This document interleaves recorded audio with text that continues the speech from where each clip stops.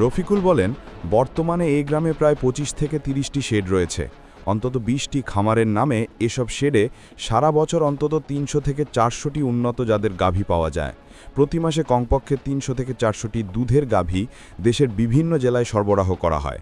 তিনি বলেন, ২০০৫ সালের পর ২০ বছরে এই গ্রামে দুধের গাভীর বাজার প্রসারিত হয়ে বর্তমানে জেলার অন্যতম প্রধান পশুর বাজারে পরিণত হয়েছে মথুরাপুর গ্রাম। মথুরাপুর গ্রামের বাসিন্দা রাশিদুল ইসলাম বলেন, একসময় চায়ের দোকানদারি করে কোনো মতে সংসার চালাতাম। ২০০৫ সালে জমানো টাকার সঙ্গে কিছু ধার নিয়ে ৬০,০০০ টাকা একটি গাভী কিনে দুদিন পরেই ২০,০০০ টাকা লাভে বিক্রি করি।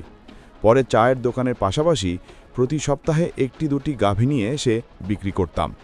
একসময় চায়ের দোকান ছেড়ে একটি খামারের শেড দিয়েছি। তিনি বলেন, এখন আমার খামারে ১০ থেকে ১৫টি গাভী থাকে।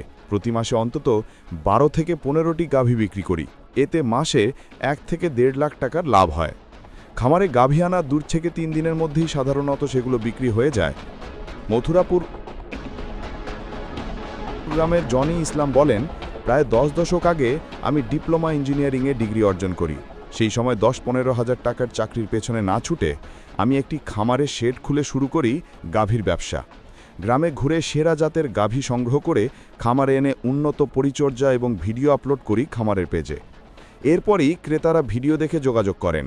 তিনি বলেন, বর্তমানে আমার ২টি খামার থেকে প্রতি মাসে অন্তত ১৫ থেকে ২০টি গাভী বিক্রি করি। মাসে ২ থেকে ৩ লাখ টাকা পর্যন্ত আয় হয়। জনি বলেন, আমার খামারে সদ্য প্রসূত গাভীর বাছুর সংরক্ষণের জন্য বিশেষ ব্যবস্থা রয়েছে। এছাড়া দূর দূরান্তের খামারিদের থাকার জন্য আবাসিক সুবিধাও রয়েছে। গর্ভবতী গাভী এবং সদ্য প্রসূত বাছুর সহ গাভীগুলো আমাদের নিজস্ব পরিবহনের মাধ্যমে দেশের বিভিন্ন জেলার খামারিদের কাছে পাঠানো হয়।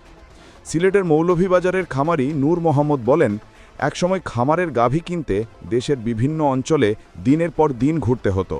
এখন অনলাইন প্ল্যাটফর্মে গাভীগুলো দেখে ফোনে যোগাযোগ করা যায় এবং ভিডিও কলের মাধ্যমে সরাসরি দেখে অনেক সময় খামারে না গিয়েও গাভী কিনতে পারি। মথুরাপুর গ্রামের খামারিরা নিজ দায়িত্বে পশুগুলো আমাদের খামারে পাঠিয়ে দেন। এতে সময়, শ্রম এবং খরচ বাঁচে।